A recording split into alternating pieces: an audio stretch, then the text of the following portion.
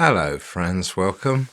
Today I'd like to make a video about, the environment and being environmentally friendly as well as living in balance with the natures and world as it is today. And the environment and that we live within, environmentally, we need to live in balance and harmony with all natures upon the world. And there's terrible things that man's doing for greed's sake to the world. I mean, he's polluting the air, he's polluting the oceans, he's cutting down the rainforests and other forests around the world. And the trees on this world, they're the lungs of this world. And this world took millions of years to get the balance just perfect for this world to survive in a sustainable way.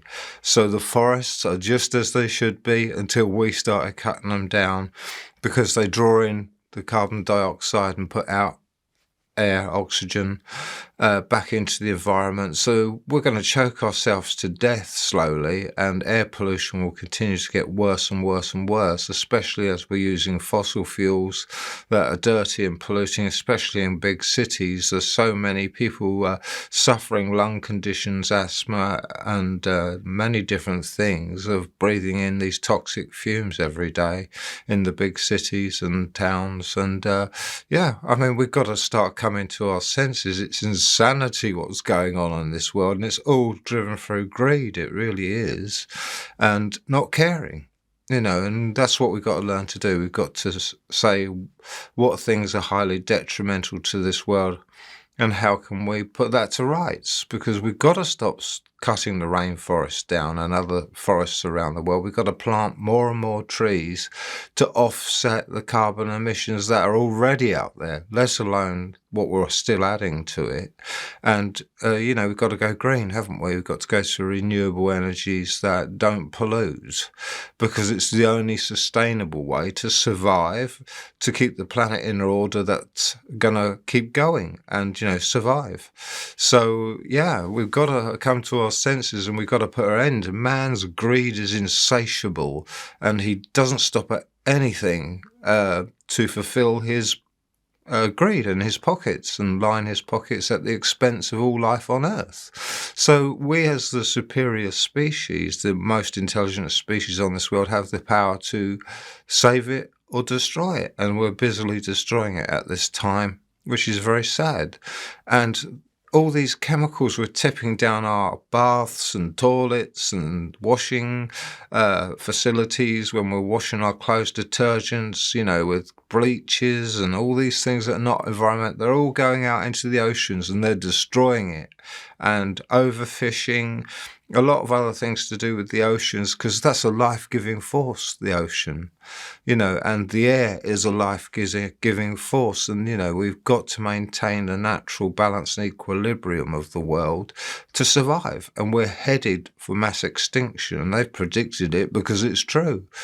We are headed for mass extinction, and the weather patterns on this world will keep getting worse. There'll be more droughts, more floods, more great storms, as we're upsetting the natural balance. And I mean, it's like the jet stream. I mean, it was always meant to be up above Scotland. Now it's down below the south of England, 700 or 800 miles shorter than it should be. And it can cause a big catastrophe, even an ice age, that can, because the Gulf Stream that comes up from the Gulf of Mexico up to about Scotland, it was rising, puts warmer air into the atmosphere in that area, because it maintains the balance, and it keeps the North Pole and the ice caps there, frozen, because it was at the right balance of warmth and coolness. Whereas now global warming is melting the ice caps in the North Pole, and probably Atlantica as well, at a phenomenal rate, and cold water coming in to the Atlantic Ocean and such like, the North Sea and different places. That's what's cut the conveyor belt off, the Gulf Stream off. They call it the conveyor belt because its warm water comes along the bottom and the surface is about Scotland.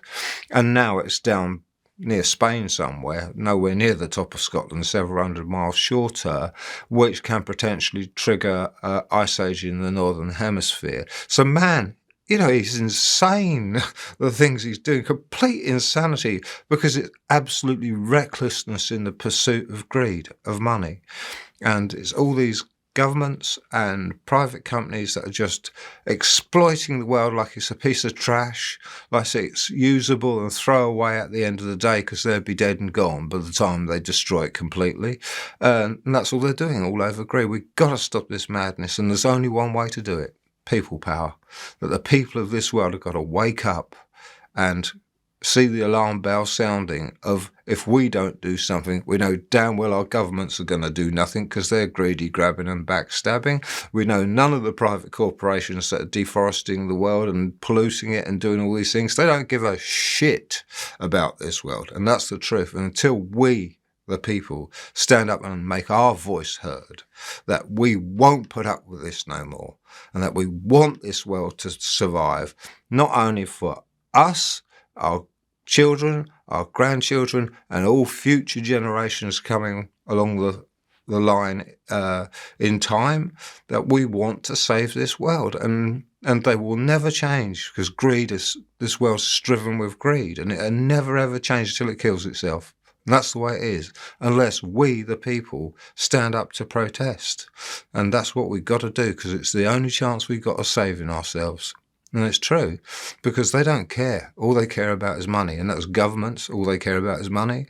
And that's, private corporations. All they care about is their shareholders and money. And, they don't care about the damage they do. They just care about the money in the short term. They don't care about the long-term costs to all life on Earth and ourselves. So we have got to live responsibly, and the responsibility is to take care of our world and look after it as best we can. But if we leave it to those in charge at the moment, it's never going to happen. So we have got to stand up and protest, and that's the only way forward, to go out and protest against these things. And, it's the only way to bring about change, because the only thing powerful enough on this world to stop what's going on at present is people power siding on the side of the planet and survival. And it is about survival at this point. If we don't do something now, in 20 years, it'll be too late. It'll be too late to save ourselves. And, there will be mass famine on this world because of flooding, droughts, and all these things that are going to get worse and worse and worse year by year. And you've already seen it. Unless you've got your eyes completely closed, you've already seen the horrendous weather conditions that are just beginning to happen. And they're going to get a lot worse. So we've got to stand up, haven't we, friends? And we've got to do something. And if it's writing to your local elected official of the government, or to different organisations or different people, to put your view across and protest that we need to do something more to save the world, because that's people power starting. And to go out on protests if you can, friendly, peaceable protests, not causing any problems, that are just protesting at the way the world is. Anyway, friends, I'm going to leave it at that. Thank you for your time and for the lovely comments I'm getting. So thank you. Love and light, Neil.